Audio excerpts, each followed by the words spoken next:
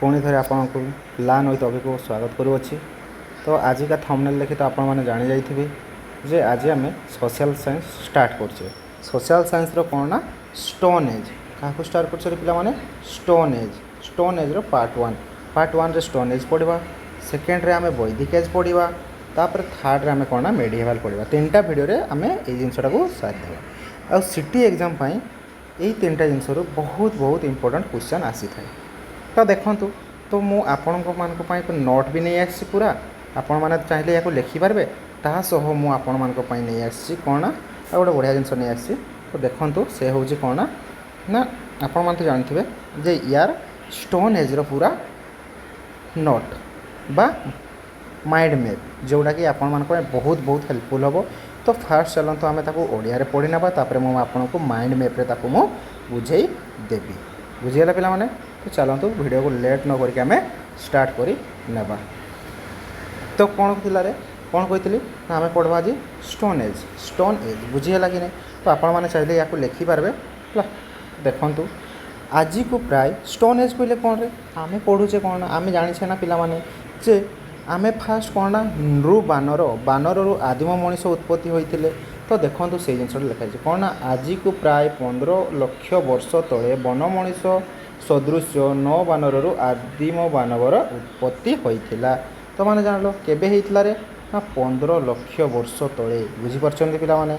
तो देखो second point कौन कही सेमानंकर वृद्धि केवल खाद्य संग्रह और निजर सुरक्षा सीमित था। ताले कौन से लोक मैंने कौन थे ना से तो एत आमर एडभांस हो नाला जे लोक मैंने पूरा जे पूरा पाठशाठ पढ़े जमीक घर द्वार ये सब किसी नाला। तो कौन कौन से करूँ आम से विषय पढ़ा। स्टोन एज कहले कौन आदिम माने पत्थर वर्ष बोलिया कहवा एज माने से समयटा कौन ना सेमानंकर वृद्धि केवल खाद्य संग्रह कौन थी ना से केवल केवल से कौन थी माइंड रे जे से खाद्य संग्रह करेंगे आ निजर सुरक्षा ये दुईटा जिनस ही से भितर थिला। आउ कौन थिला देख से भोकर रक्षा पाइबापी से कौन ये दुईटा जिनस थिला ना पिला माने देख ये दुईटा जिनस थिला कौन थिला ना बुद्धि केवल खाद्य संग्रह आउ निजर सुरक्षा ये दुईटा जिनस थिला। एटा दुईटा वेरी वेरी इंपोर्टेंट मन रखबे जे कौन ना खाद्य संग्रह आउ सुरक्षा ये दुईटा जिनस थिला। तो आज देखो आपण मैंने कौन तापर देखो कौन ना से भोकर रक्षा पाइबापी कौन करते भोकर रक्षा पाइबा जीवजंतु को मारी कौन करते रे जीवजंतु को मारी तांकर कंचा मांस खाऊथिले वस्त्र व्यवहार जना नथिबारु लंगड़ा होई बुलुथिले कथा कही शिखि नथिबारु ठार द्वारा मानव भावर प्रकाश करुथिले जाजाबर जीवन यापन करुथिले सही भली जीवन खूब विपदपूर्ण थिला। ताहले कौन ना यही जिनसटा तुम बहुत बहुत इंपोर्टेंट ना पिला माने यही पॉइंटटा मन रखब ये पॉइंटटा को वेरी वेरी इंपोर्टेंट कौन थिला रे वेरी वेरी इंपोर्टेंट थिला। बुझीपार पिला माने टिके खाली फोनटा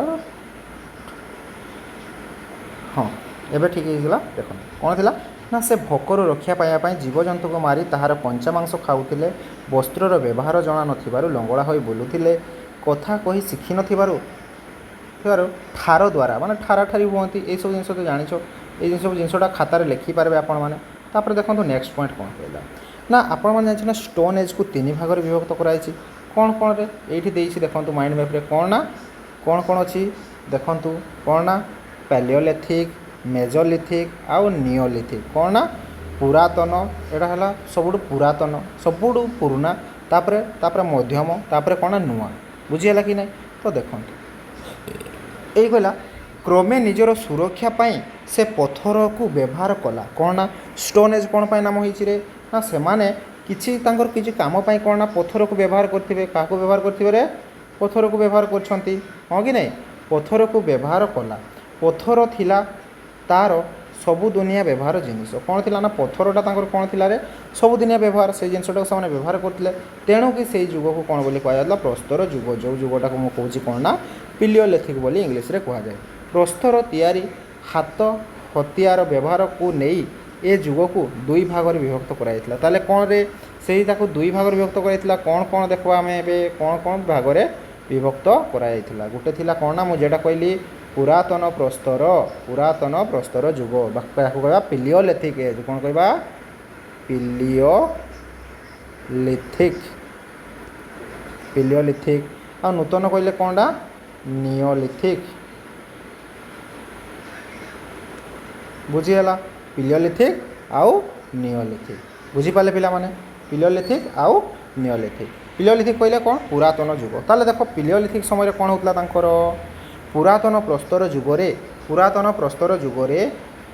ଯୁଗରେ ମନୁଷ୍ୟ ଖାଦ୍ୟ ସଂଗ୍ରହ ନିଜର ସୁରକ୍ଷା ପାଇଁ ପ୍ରସ୍ତରକୁ ଏକମାତ୍ର ମାଧ୍ୟମ ରୂପେ ବ୍ୟବହାର କରିଥିଲା। ତାହେଲେ କ'ଣ ନା ପୁରା ପୂର୍ବତରେ ଆମେ ଯେଟା ପଢ଼ିଲେ ସେଇଠି ପୂର୍ବ କାର୍ଯ୍ୟ ହେଲେ କ'ଣ ନା ଏଇ ପଏଣ୍ଟଟା ଗୋଟେ ଭେରି ଇମ୍ପୋର୍ଟାଣ୍ଟ। ପୂର୍ବତନ ପ୍ରସ୍ତର ଯୁଗରେ ମନୁଷ୍ୟ ଖାଦ୍ୟ ସଂଗ୍ରହ କରୁଥିଲା ଆଉ ତାର ନିଜର ସୁରକ୍ଷା ଏତିକି ଜିନିଷ ହିଁ ଦେଖୁଥିଲା ସେ।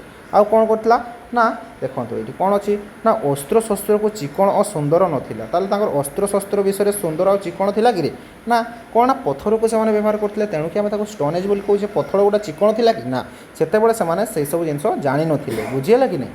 ତ ଦେଖନ୍ତୁ ତାପରେ ପଏଣ୍ଟ କ'ଣ ଅଛି ନା ନିଜର ଖାଦ୍ୟ ସଂଗ୍ରହ ପାଇଁ ସେମାନଙ୍କୁ ଯାଯାବର ଜୀବନଯାପନ କରିବାକୁ ପଡ଼ୁଥିଲା। ତାହେଲେ କ'ଣ ନା ଖାଦ୍ୟ ସଂଗ୍ରହ ପାଇଁ ସେତେବେଳେ ତ ଗୋଟେ ନା ଏବେ ଯେମିତି ଆମର ଗୋଟେ ଘରେ ଅଛି ସେଇ ଗୋଟେ ଘରେ ଆମର କ'ଣ ରୋଷେଇ ଘର ଅଛି ସେଇଠି ଆମେ ରୋଷେଇ କରୁଛେ ସେଇଠି ଆମେ ଖାଉଛେ।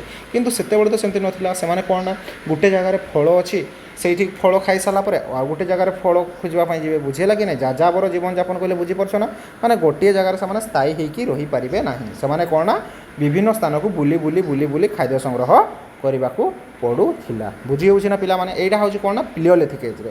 ତ ଦେଖନ୍ତୁ ତାପରେ କ'ଣ କହିଲା ନା ଏ ଯୁଗରେ କ'ଣ ଥିଲା ନା ଏ ଯୁଗରେ ଗୋଟିଏ ସ୍ଥାନରେ ଶିକାର ଓ ଫଳମୂଳ ଅଭାବ ହେଲା ସେମାନେ ସେ ସ୍ଥାନ ଛାଡ଼ି ଅନ୍ୟତ୍ର ଯାଉଥିଲେ। ଏଇଟା ଯେମିତି କହିଲି ନା ଏବେ ଯାଯାବର ଜୀବନଯାପନ କରୁଥିଲେ। ଋତୁ ପରିବର୍ତ୍ତନ ଅନୁସାରେ ସେମାନେ ଫୁଲ ଫଳ ସଂଗ୍ରହ ପାଇଁ ସ୍ଥାନ ତ୍ୟାଗ କରୁଥିଲେ। ତାହେଲେ ଆମେ ଜାଣିଛେ ନା ଆମର ଋତୁ ଅନୁଯାୟୀ ଫଳ ହୁଏ ଋତୁ ଅନୁଯାୟୀ ଫୁଲ ଫୁଟେ। ତାହେଲେ କ'ଣ ନା ସେମାନେ ସେଇ ଋତୁ ଅନୁଯାୟୀ କ'ଣ ନା ତାଙ୍କର ଜାଗା ବଦଳାଉଥିଲେ। ବୁଝିପାରିଲେ ନା ପିଲାମାନେ। ପୁନଶ୍ଚ ପଶୁ ଶିକାର ପାଇଁ ସେମାନେ ଗୋଟିଏ ନଦୀ କୂଳରୁ ଅନ୍ୟ ନଦୀ କୂଳକୁ ଯାଉଥିଲେ। ତାହେଲେ କ'ଣ ନା ସେ ପଶୁ ଶିକାର ପାଇଁ ସେମାନେ ଗୋଟିଏ ନଦୀ କୂଳରୁ ଅନ୍ୟ ଗୋଟେ ସେମାନେ ପଶୁ ଗୁଡ଼ା କେଉଁଠି ମିଳୁଥିଲେ ତାହେଲେ ସେମାନେ ନଦୀ କୂଳରେ ମିଳୁଥିଲେ। ତେଣୁକି ସେମାନେ ଗୋଟିଏ ନଦୀରୁ ଅନ୍ୟ ନଦୀ କୂଳକୁ ଯାଉଥିଲେ। ବୁଝି ହେଉଛି ନା ପିଲାମାନେ। ଏଇସବୁ ଆପଣମାନେ ନୋଟ୍ କରି ରଖନ୍ତୁ। ଏଇଟା ହେଉଛି କ'ଣ ଆମେ ପଢ଼ୁଛେ ପିଲିଓଲିଥିକ୍। ଇଂଲିଶରେ ତାକୁ ପିଲିଓଲିଥିକ୍ କୁହାଯାଏ ବା ତାକୁ ଓଡ଼ିଆରେ ଆର୍ଟ୍ସ ପିଲାମାନଙ୍କ ପାଇଁ ମୁଁ ଏଇଟା ନେଇ ଆସିଛି ଯେହେତୁ ମାନେ ଆର୍ଟ୍ସ ସାଇନ୍ସ ସମସ୍ତେ ଓଡ଼ିଆରେ ବୁଝିପାରିବେ। ତାପରେ ମୁଁ ଇଂଲିଶରେ ତାର ମାଇଣ୍ଡ ମ୍ୟାପ୍ଟା ଦେଇଦେବି ଆପଣମାନଙ୍କୁ ସେଇ ଜିନିଷଟା ଆପଣମାନେ ପଢ଼ି ନେବେ। ବୁଝିହେଲା କି ନାହିଁ। ତ ଫାର୍ଷ୍ଟ ଦେଖନ୍ତୁ ତାପରେ କ'ଣ ଏଇଟା ଆମେ ପୁରାତନ ଯୁଗ ବିଷୟରେ ପଢ଼ୁଛେ। ଦେଖନ୍ତୁ ଏଇଟା ହେଉଛି ମୋର ସିଟି ଏଣ୍ଟ୍ରାନ୍ସ ସମୟରେ ଯେଉଁଗୁଡ଼ା ପଢ଼ିଥିଲି ଯେଉଁ ବହିଟା ଯେମିତିକି ମୁଁ ମାର୍କ କରିଛି ସେମିତି ହିଁ ଅଛି। ତ ସେଇଭଳିଆ ଆପଣମାନେ ବି ଦେଖିକି ପଢ଼ନ୍ତୁ ବା ନୋଟ୍ ତିଆରି କରନ୍ତୁ। ଦେଖନ୍ତୁ ତାପରେ ପଏଣ୍ଟ କ'ଣ କହିଲା ପଞ୍ଜାବର ସୋନ ନଦୀ ଉପତ୍ୟକା। ତାହେଲେ କ'ଣ ନା ଏଇଟା ଦେଖ ପଞ୍ଜାବର ସୋନ ନଦୀ ଉପତ୍ୟକା ଉତ୍ତରପ୍ରଦେଶର ବିଲା ନଦୀ ଉପତ୍ୟକା ଦକ୍ଷିଣାତ୍ୟ ମାଳଭୂମିରେ କେତେକ ସ୍ଥାନରେ ସେ ସମୟରେ ତିଆରି କେତେକ ପଥରର କୁରାଡ଼ି କାଙ୍କ ବର୍ଚ୍ଛା ଆଦି ଆବିଷ୍କୃତ ହୋଇଥିଲା। ତାହେଲେ ଜାଣିପାରିଲ ନା କେଉଁ ସମୟ ଗୁଡ଼ା କହିଛି ନା କେଉଁଠି ନା ପଞ୍ଜାବର ସୋନ ନଦୀ କୂଳରେ ଉତ୍ତରପ୍ରଦେଶର ବାଲି ନଦୀ ଉପତ୍ୟକାରେ ଦକ୍ଷିଣାତ୍ୟ ମାଳଭୂମିରେ। ତାହେଲେ କ'ଣ ତାଙ୍କର ସେଇସବୁ ଜିନିଷ ଆମେ ପାଇଛେ କ'ଣ ନା କୁରାଡ଼ି ପାଇଛେ କାଙ୍କ ପାଇଛେ ବର୍ଚ୍ଛା ଏଇସବୁ ଜିନିଷ ସେମାନେ ୟୁଜ୍ କରୁଥିଲେ ସେତେବେଳେ। ତ ଦେଖନ୍ତୁ ମୁଁ ଆପଣଙ୍କୁ ଏଇଠି ଦେଖାଇ ଦେଉଛି କ'ଣ ନା ସେତେବେଳେ ଦେଖନ୍ତୁ ଏଇଠି ପଞ୍ଜାବର ସୋନ ନଦୀ କୂଳରେ ଦେଇଛି ନା। ତାପରେ କ'ଣ ନା ଉତ୍ତରପ୍ରଦେଶର ବେଲାନ ଭ୍ୟାଲିରେ କ'ଣ ସେମାନେ ପାଇଥିଲେ ତାଙ୍କର ରକ୍ ଆଉ ବା ତାଙ୍କ ସେଲ୍ଟର ଯେଉଁଟାକୁ ତାଙ୍କ ସବୁ ଆଉ କ'ଣ କେଉଁ ଜାଗା ଥିଲା ଦେଖ ଦିୱାନ ରାଜସ୍ଥାନରେ ନେବାସ ମହାରାଷ୍ଟ୍ରରେ ହୁସାଙ୍ଗ କର୍ଣ୍ଣାଟକରେ ପାଲଙ୍ଗମ କାଶ୍ମୀରରେ ଏଇସବୁ ଜାଗାରେ କ'ଣ ଥିଲା ନା ସେମାନେ କ'ଣ ପାଇଥିଲେ ନା ତାଙ୍କର ଅସ୍ତ୍ରଶସ୍ତ୍ର ଗୁଡ଼ାକୁ ସେମାନେ ପାଇଥିଲେ। ବୁଝିପାରିଲ କି ନାହିଁ। ପୁରା ମାଇଣ୍ଡ ମ୍ୟାପ୍ ଅନୁଯାୟୀ ଆପଣମାନେ ଫାର୍ଷ୍ଟ ଏଇ ଜିନିଷଟାକୁ ନୋଟ୍ କରିନିଅନ୍ତୁ ତାପରେ ମାଇଣ୍ଡ ମ୍ୟାପ୍ଟାକୁ ପଢ଼ିଦେବେ ଆପଣମାନଙ୍କର ପୁରା କ୍ଲିଅର୍ ହେଇଯିବ। ତାପରେ ଦେଖନ୍ତୁ କ'ଣ ନା ପରବର୍ତ୍ତୀ ସମୟରେ ଏମାନେ ଏକ ଶକ୍ତ ପଥରର ସନ୍ଧାନ ପାଇଲେ। ତାପରେ କ'ଣ ନା ତାପରେ କ'ଣ ନା ଏମାନେ କ'ଣ ନା ପରବର୍ତ୍ତୀ ସମୟରେ ଗୋଟେ ଶକ୍ତ ପଥରର ସନ୍ଧାନ ପାଇଲେ। ଶକ୍ତ ପଥରର ସନ୍ଧାନ ଏଇ ପଥରକୁ ପିଟିବା ଘଷିବା ଓ ଛେଚିବା ଆଦି କାମରେ ଲଗାଇଲେ। ତାହେଲେ କ'ଣ ଗୋଟେ ଶକ୍ତ ଦେଖ ଗୋଟେ କ'ଣ ନା ଗୋଟେ ପଥର ଗୁଡ଼ା ଗୋଟେ ୱିକ୍ ଥାଏ ଆଉ ଗୋଟେ ବହୁତ ଷ୍ଟ୍ରଙ୍ଗ ଥାଏ ଶକ୍ତ ଥାଏ। ଯେଉଁ ପଥରଟା ୱିକ୍ ଥାଏ ସେଇଟାକୁ ଟିକେ ମାରିଦେଲେ ଫାଟିଯାଏ ନା ନାହିଁ କିନ୍ତୁ ଶକ୍ତ ପଥର ଗୁଡ଼ା ଭାଙ୍ଗେ କି ଭାଙ୍ଗେନି। କ'ଣ ନା ତାକୁ ତାହେଲେ କେଉଁ କାମରେ ଲଗାଇଲେ ପିଟିବା ଘଷିବା ଛେଚିବା ଆଦି କାମରେ ଲଗାଇଲେ। ତାପରେ ଦେଖନ୍ତୁ ଚେନ୍ନାଇ ନିକଟରୁ ଶକ୍ତ ପଥର ତିଆରି ସେ ଯୁଗରେ ହାତୁଡ଼ା ଆବିଷ୍କୃତ ହୋଇଥିଲା। ତାହେଲେ କେଉଁଠି ପାଇଥିଲେ ହାତୁଡ଼ାଟା କେଉଁଠି ମିଳିଥିଲା ତାହେଲେ ନା ଚେନ୍ନାଇ ନିକଟରୁ। ବୁଝିହେଲା କି ନାହିଁ। ସେଇଠି ଅଛି ମୁଁ ମାଇଣ୍ଡ ମ୍ୟାପ୍ଟା ଲାଷ୍ଟରେ ଦେଖାଇଦେବି ଆପଣମାନଙ୍କୁ।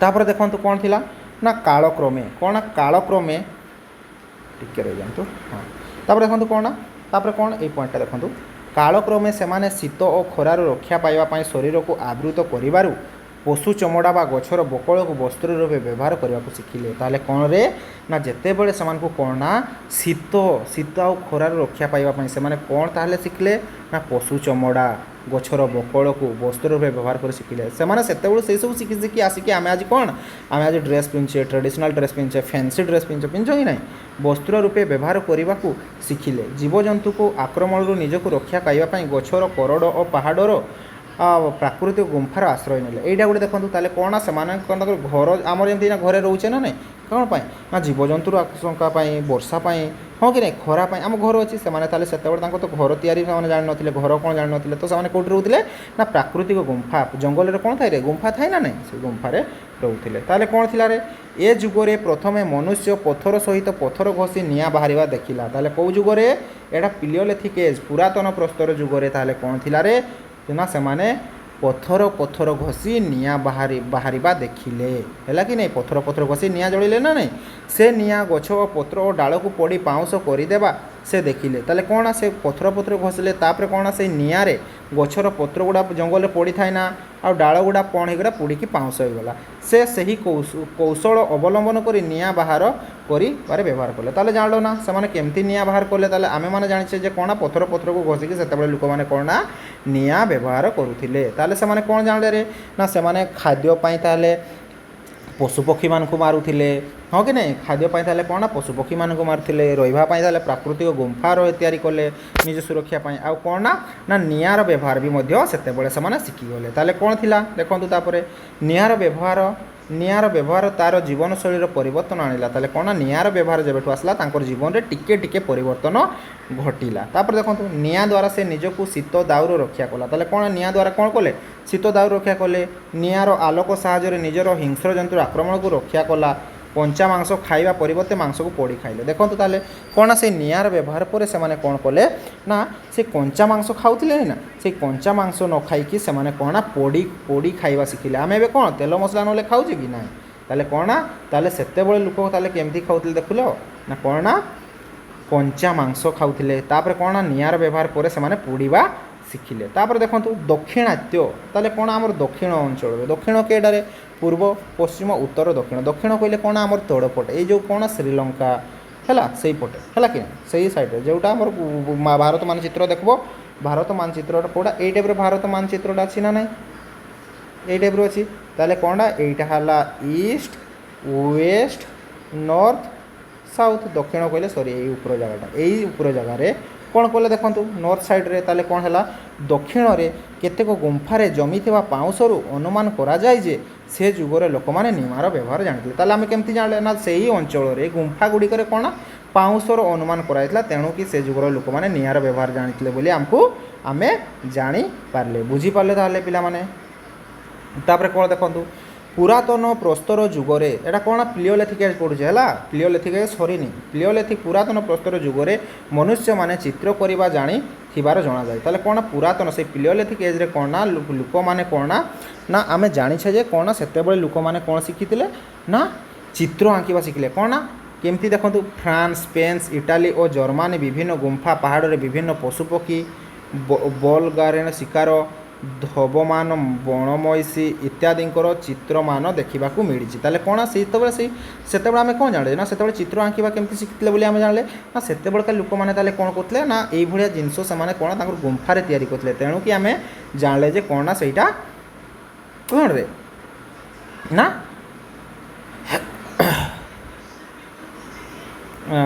से चित्रर व्यवहार शिखिले बोली आम जापारे बुझीपार कि नहीं पिला माने तापर देखंतु कौन आसी तापर पॉइंट कौन थिला हाँ तापर कौन थिला ना ओडिशा ओडिशार गुडुहांडी विक्रमखोल मणिकागुड़ा जोगीमठ इत्यादि पहाड़ रे यही चित्रकला देखा मिलूँ ताले ओडिशा रे भी देखते मिली ओडिशार कौ कौ जगह गुड़ा जान लो यही सब जगार कौन चित्र देखा मिली तेणु कि आम जानले से लोक मैंने कौन चित्रर व्यवहार जानी बोली आम देशर केतेक अंचल रे एबे मध्य आदिवासी माने शिकार करी फलमूल संग्रह कर जीवन यापन करछन्ते एबे भी आम देश रे चलछि ना नहीं जे जो गुड़ा आमर कौन पहाड़ वन्य जंतु अंचल लोक गुड़ा से कौन से सब जिनस ही खाऊँ आम देश में केतेक अंचल रे एबे मध्य आदिवासी माने है कि नहीं ଶିକାର କରି ଫଳମୂଳ ସଂଗ୍ରହ କରି ଜୀବନଯାପନ କରୁଛନ୍ତି। ତାପରେ ଆଉ କ'ଣ ଆସିଲା ନା କେରଳରେ ବାସ କରୁଥିବା ପଣ୍ଡାରାମ ଓ ଓଡ଼ିଶାର କୋରାପୁଟରେ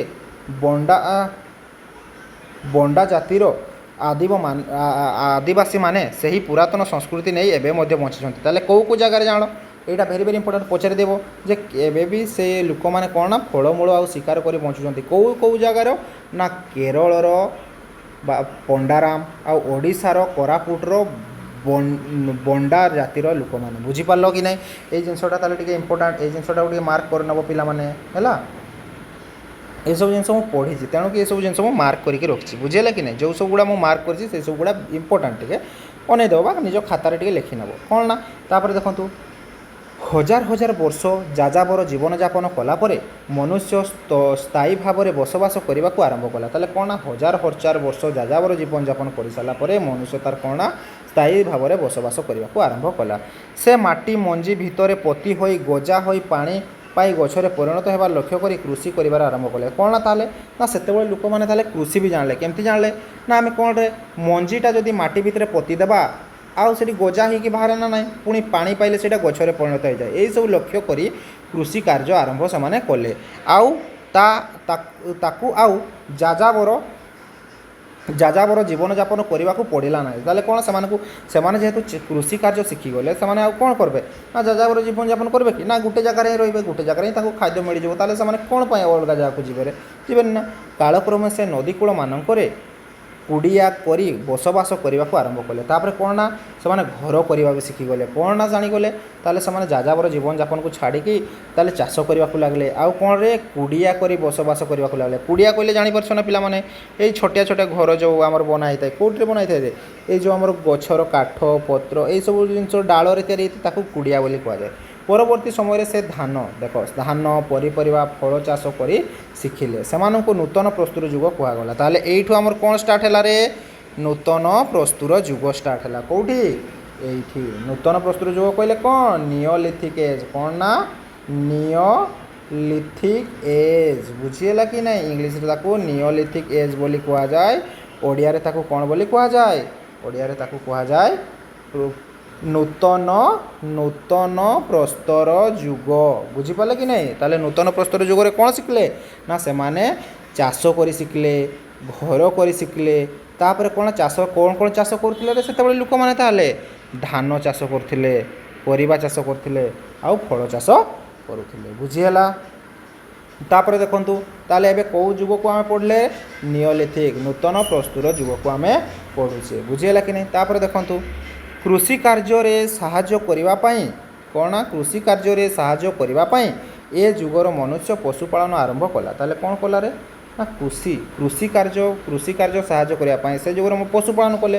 ତାହେଲେ କ'ଣ ହଳ କିଏ କରିବ? ଏବେ ଆମେ ଜାଣିଛ ନା ଆମେ ବଳଦକୁ ନେଇକି ହଳ କରୁ। ତ ସେତେବେଳେ ସେଇ ଜିନିଷଟା ଷ୍ଟାର୍ଟ ହେଇଥିଲା ବୋଲି ଆମେ ଏବେ ମଧ୍ୟ ସେହିସବୁ ଜିନିଷକୁ ଶିଖି ଆସିଛେ ବା ସେହିସବୁ ଜିନିଷକୁ ଆଗକୁ ବଢ଼େଇ ଚାଲିଛେ। କ'ଣ କୃଷି କାର୍ଯ୍ୟରେ ସାହାଯ୍ୟ କରିବା ପାଇଁ ଏ ଯୁଗର ମନୁଷ୍ୟ ପଶୁପାଳନ ଆରମ୍ଭ କଲା। ପ୍ରଥମେ ସେ ଶିକାର କାର୍ଯ୍ୟରେ ସାହାଯ୍ୟ କରି କୁକୁର ପାଳିଲା। ତାପରେ କ'ଣ ଫାଷ୍ଟ ତାହେଲେ କ'ଣ ସେ ପାଳିଥିଲା ରେ? କୁକୁର। ଭେରି ଭେରି ଇମ୍ପୋର୍ଟାଣ୍ଟ ମନେ ରଖିଥିବ। କ'ଣରେ? କୁକୁରକୁ ପାଳିଥିଲା ସେମାନେ। ଫାଷ୍ଟ କୁକୁରକୁ ପାଳିଥିଲେ। ତାପରେ କ'ଣ ନା ପରେ ଗାଈ। କୁକୁର ଏଇଟା ମନେ ରଖ। ଗାଈ ପରେ କ'ଣ ନା ଗାଈ ଛେଳି ମେଣ୍ଢା ଆଦି ପଶୁ ସେମାନେ ପାଳନ କଲେ। ଭେରି ଭେରି ଇମ୍ପୋର୍ଟାଣ୍ଟ ମନେ ରଖିବ ଏଇ ପଏଣ୍ଟଟାକୁ ଟିକେ। କ'ଣ ନା ଫାଷ୍ଟ ସେମାନେ ତାହେଲେ କ'ଣ ପାଳିଲେ ରେ? କୁକୁରକୁ ପାଳିଥିଲେ। ତାପରେ ଗାଈ ତାପରେ ଛେଳି ତାପରେ ମେଣ୍ଢା ଏଇସବୁ ଜିନିଷ ସେମାନେ ପାଳିଲେ। ତାପରେ କ'ଣ ନା ପରିବହନ ପାଇଁ କହିଲେ କ'ଣ? ପରିବହନ ପାଇଁ ଘୋଡ଼ା ଆଉ ଗଧକୁ ମଧ୍ୟ ଶସ୍ୟ ପରିବହନ କାର୍ଯ୍ୟରେ ଲଗାଇଲେ। ପରିବହନ କହିଲେ କ'ଣ? ଗୋଟେ ଜାଗାରୁ ଅନ୍ୟ ଜାଗାକୁ ନେବା ପାଇଁ। ସେତେବେଳେ ଗାଡ଼ି ମଟର ନଥିଲା। ତାହେଲେ କ'ଣ ନା ଘୋଡ଼ା କାହାର ବ୍ୟବହାର କରୁଥିଲେ? ଘୋଡ଼ା ଆଉ ଗଧମାନଙ୍କର ବ୍ୟବହାର କରୁଥିଲେ। ତାହେଲେ ଏଇ ପଏଣ୍ଟଟାକୁ ନୋଟ୍ କରିବ। ବହୁତ ଇମ୍ପୋର୍ଟାଣ୍ଟ। ଏଇଟା କେଉଁ ପେଜ୍ରେ ପଢ଼ୁଛେ ରେ? ନୂତନ ପ୍ରସ୍ତୁର ଏଜ୍ ବା ନିଓଲିଥିକ୍ ଏଜ୍ ଆମେ ପଢ଼ୁଛେ। ବୁଝିହେଲା କି ନାହିଁ ପିଲାମାନେ? ତାପରେ ଦେଖନ୍ତୁ ହଁ ତାପରେ କ'ଣ କହିଲା ରେ? ଯଦି ଭିଡ଼ିଓଟିକୁ ଭଲ ଲାଗୁଥିବ ତାହେଲେ ପିଲାମାନେ ଟିକେ ଲାଇକ୍ କରିଦିଅ ପ୍ଲିଜ୍। ଦୟାକରି ଲାଇକ୍ କରିଦିଅ। ଟିକେ ସବସ୍କ୍ରାଇବ୍ କରିଦିଅ ପିଲାମାନେ ଯଦି ଭଲ ଲାଗୁଛି। ଏଇଭଳିଆ ଭିଡ଼ିଓ ମୁଁ ନେକ୍ସଟ ପାର୍ଟରେ ବି ନେଇ ଆସିବି, ବୁଝିଲେ କି ନା ଆପଣମାନଙ୍କ ପାଇଁ ଏଇଭଳିଆ ସିମ୍ପଲ୍ ନୋଟ୍ ନେଇ ଆସିବି ଯାହାଦ୍ୱାରା କି ଆପଣମାନଙ୍କ ପାଇଁ ଏକ୍ଜାମ୍ରେ ହେଲ୍ପଫୁଲ୍ ହେବ, ବୁଝିଲେ କି ନାହିଁ ପିଲାମାନେ।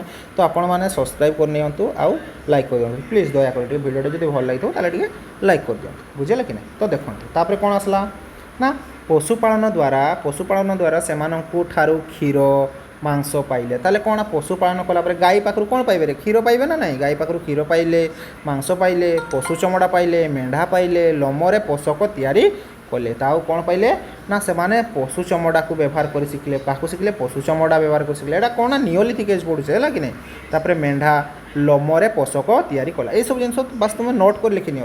ଲାଷ୍ଟ ଆମେ ଯେତେବେଳେ ମାଇଣ୍ଡ ମ୍ୟାପ୍ଟାକୁ ପଢ଼ବା ସେତେବେଳେ ମୁଁ ତୁମକୁ ଏଇଟାକୁ ଭଲସେ ବୁଝେଇଦେବି, ବୁଝିହେଲା କି ନାହିଁ। ତାପରେ ଦେଖନ୍ତୁ ଗଧ ଘୋଡ଼ା ବଳଦକୁ ମାଲ ପରିବହନ କାମରେ ଲଗାଇଲେ, ଏସବୁ ଜାଣିଲ। ତାହେଲେ କ୍ଷୀର କେଉଁଠୁ ପାଇଲେ, ଗାଈରୁ ପାଇଲେ, ପଶୁ ଚମଡ଼ା ପାଇଲେ, ଅଲଗା ଯେଉଁ ପଶୁମାନଙ୍କୁ ସେମାନେ ପାଳିଥିଲେ। ମେଣ୍ଢାର ଲୋମରେ ସେମାନେ ପୋଷକ ତିଆରି କଲେ, ବୁଝିଲେ କି। ମେଣ୍ଢାର ଲୋମରେ ପୋଷକ ତିଆରି ହୁଏ ଜାଣିଛ ନା ନାହିଁ, 9-10 କ୍ଲାସ୍ରେ ପଢ଼ିଛ ନା ନାହିଁ ପିଲାମାନେ, ପଢ଼ିଛ ନା। ହଁ ତାହେଲେ କ'ଣ ନା ପଶୁମାନଙ୍କର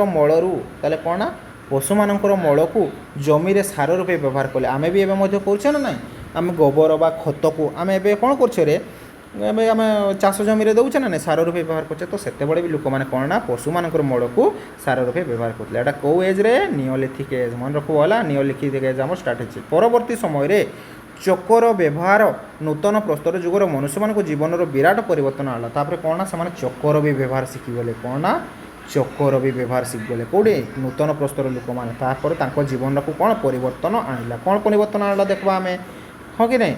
ଚକର ବ୍ୟବହାର କରି ସେମାନେ ବିଭିନ୍ନ ପ୍ରକାର ମାଟି ପାତ୍ର ନିର୍ମାଣ କଲେ। ଚକ କହିଲେ କ'ଣରେ, ଏ ଯେଉଁ କୁମ୍ଭାର ଘରେ ଦେଖିଛ ନା ଚକ, ଯେଉଁଠିକି ମାଟି ପାତ୍ର ତିଆରି ହୁଏ, ସେଇ ଯେଉଁ ଗୋଲ ଗୋଲ ଘୁରୁଥାଏ ସେଇଟାକୁ କୁହାଯାଏ ଚକ। ଏଇଟା ଗାଡ଼ି ଚକ ନୁହଁରେ, ହେଲା ଚକ। ତାହେଲେ କ'ଣ କହୁଥିଲେ, ଚକର ବ୍ୟବହାର କରି ସେମାନେ ବିଭିନ୍ନ ପ୍ରକାର ମାଟି ପାତ୍ର ନିର୍ମାଣ କଲେ। ମାଟି ପାତ୍ରକୁ ରାନ୍ଧିବା ଓ ଶସ୍ୟ ସାଇଥିବା କାମରେ ବ୍ୟବହାର କରାଯାଉଥିଲା। ତାହେଲେ କ'ଣ ନା ସେମାନେ ମାଟି ପାତ୍ରକୁ କେଉଁଥିରେ କାମ କଲେ ନା ରୋଷେଇ କରିବାରେ ସାହାଯ୍ୟ କଲେ। ଆଉ କ'ଣ ନା ଶସ୍ୟ ସାଇଥିବାରେ, ମାନେ ଧାନ ଧୁନା ଗୁଡ଼ା ଏଇସବୁ ଜିନିଷ ରଖୁଛ ନା ନାହିଁ, ସେଇସବୁ ଜିନିଷ ସେମାନେ ରଖୁଥିଲେ। ଚକକୁ ଗାଡ଼ିରେ ବ୍ୟବହାର କରି ସେମାନେ ମାଲ ପରିବହନ କଲେ। ଆଉ ପୁଣି ଅଲଗା ଚକର ବ୍ୟବହାର କଲେ ରେ, ଆଉ ଚକ କରିକି କ'ଣ ଗାଡ଼ିରେ ବି ବ୍ୟବହାର କଲେ। ମାନେ ସେଇ ଚକ ଲଗେଇକି ଠେଲା ଗାଡ଼ି ଦେଖିଛ ନା ନାହିଁ, ସେଇଭଳିଆ ସେମାନେ କରିଥିଲେ, ବୁଝିହେଲା କି ନାହିଁ ପିଲାମାନେ। ତାପରେ ଦେଖନ୍ତୁ ଆପଣମାନେ, ହେଲା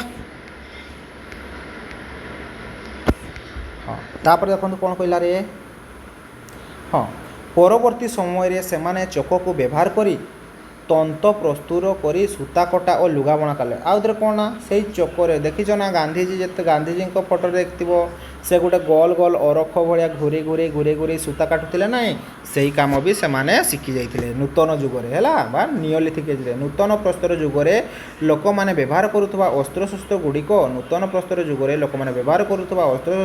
ପୁରାତନ ପ୍ରସ୍ତର ଯୁଗର ଅସ୍ତ୍ରଶସ୍ତ୍ର ଅପେକ୍ଷା ଅଧିକ ଉନ୍ନତ ହୋଇଥାଏ। ତ କ'ଣରେ ନା ସେମାନେ ପୁରାତନ ପ୍ରସ୍ତର ଯୁଗରେ କ'ଣ ନା ପଥରକୁ ୟୁଜ୍ କରୁଥିଲେ, କିନ୍ତୁ ଏଇଠି କ'ଣ ନା ତାଙ୍କର ଅସ୍ତ୍ରଶସ୍ତ୍ର ଗୁଡ଼ା ଚିକ୍କଣ ହେଇଗଲା, କ'ଣ ହେଇଗଲା, ସୁନ୍ଦର ଦେଖାଗଲା। କ'ଣ ଦେଖାଗଲାରେ, ଏଇ ଜିନିଷଟାକୁ ଟିକେ ମାର୍କ କରିନେବ, ହେଲା। କେଉଁ ଜିନିଷଟାକୁ ଦେଖ, କ'ଣ ନା ସୁନ୍ଦର ଦେଖାଗଲା, ଧାରୁଆ ଦେଖାଗଲା, ଆଉ ଚିକ୍କଣ ଥିଲା, ବୁଝିଲେ। ତେଣୁ ଏହି ଯୁଗକୁ ନୂତନ ପ୍ରସ୍ତୁର ଯୁଗରେ ନାମକରଣ କରାଗଲା। ତାହେଲେ କ'ଣ ପାଇଁ ନାମକରଣ କରାଗଲା ନା ଏଇ ଯୁଗରେ କିଛି ନୂଆ ସେମାନେ ଶିଖିଥିଲେ, ବୁଝିଲେ କି ନାହିଁ। ପୁରାତନ ଯୁଗରେ କ'ଣ ଶିଖିଥିଲେ ନା ସେମାନେ ପଶୁପକ୍ଷୀମାନଙ୍କୁ ମାରିକି ଖାଉଥିଲେ ଆଉ ନିଜର ସୁରକ୍ଷା ପାଇଁ ଦେଖୁଥିଲେ। ଆଉ କ'ଣ ନା ପଥରକୁ ବ୍ୟବହାର କରୁଥିଲେ, ଅସ୍ତ୍ର ଭାବରେ କାହାକୁ ବ୍ୟବହାର କରୁଥିଲେ, ପଥରକୁ ବ୍ୟବହାର କରୁଥିଲେ, ବୁଝିହେଲା କି ନାହିଁ। ବାସ୍ ତାପରେ ଦେଖନ୍ତୁ ସେମାନେ ଅସ୍ତ୍ରଶସ୍ତ୍ର ଶିକାର ବ୍ୟତୀତ ଅନ୍ୟ କାର୍ଯ୍ୟରେ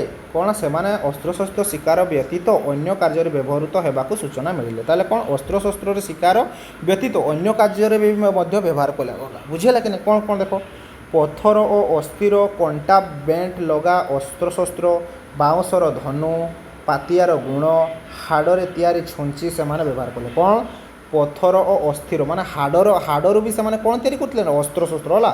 ଅସ୍ଥିର ହାଡ଼ରୁ ବି, ହେଲା, ଅସ୍ତ୍ରଶସ୍ତ୍ର ତିଆରି କରୁଥିଲେ। ବାଉଁଶରେ ଧନୁ ତୀର ଦେଖିଛ ନା ନାହିଁ, କେଉଁଥିରେ ତିଆରି, ବାଉଁଶରେ। ତାର ପାତିଆର ଗୁଣ ଜାଣିଲେ, ହାଡ଼ର ତିଆରି ଛୁଞ୍ଚି ସେମାନେ ବ୍ୟବହାର କରୁଥିଲେ, ବୁଝିପାରିଲ କି ନାହିଁ। ତାହେଲେ କେଉଁଠି, ହାଡ଼ର ଛୁଞ୍ଚି, ବୁଝିପାରିଲ କି ନାହିଁ। ତାପରେ ଦେଖ ଓଡ଼ିଶାର ମୟୂରଭଞ୍ଜ ଜିଲ୍ଲାର କୁଚେଇ, ଏଇଟା କେଉଁଠି ଅଛି ରେ, ବାରିପଦା ପାଖରେ, କୁଣିଅଣା, ବୈଦିପୁର ପ୍ରଭୃତି କେତେକ ସ୍ଥାନରୁ ନୂତନ ପ୍ରସ୍ତୁର ଯୁଗର ହାତ ହତି आर सब मिली है कि नहीं कहले कौ जगार मिली रे मयूरभंज जिले में भी मिली भेरी भेरी इंपोर्टाट बुझीपार कि नहीं मुझे जो गुड़ा जो गुड़ा मार्क कर सब जिन गुड़ा को निज खातार टे लिखि नब पाने तापर देख कौन कहला रे नूतन प्रस्तर जुगर लोक मैंने प्रकृति उपासक थिले कौन थिले ना प्रकृति उपासक थिले से माने प्राकृतिक विभिन्न रूप यथा नदी पर्वत सूर्य वृक्ष आदि को पूजा करते ताले कौन उपासक कहले कौन रे पूजा करते ताले सेतेबेले का लोक कौन भगवान बोली आमे तो बे कौन आमे एबे मंदिर जाउछे सेतेबेले मंदिर नुह सेतेबेले काकू पूजा कराउतला न नदी को पूजा करते पर्वत को पूजा करते सूर्य को पूजा करते आउ वृक्ष मान को पूजा करुले ताले से नुआ नियोलिथिक एज रे ताले काकू पूजा करते जानलो तापर देखो सेमाने परजन्म रे विश्वासी थिले कौन ना सेमाने परजन्म को विश्वास करथिले बुझेला कि नहीं परजन्म रे विश्वासी थिले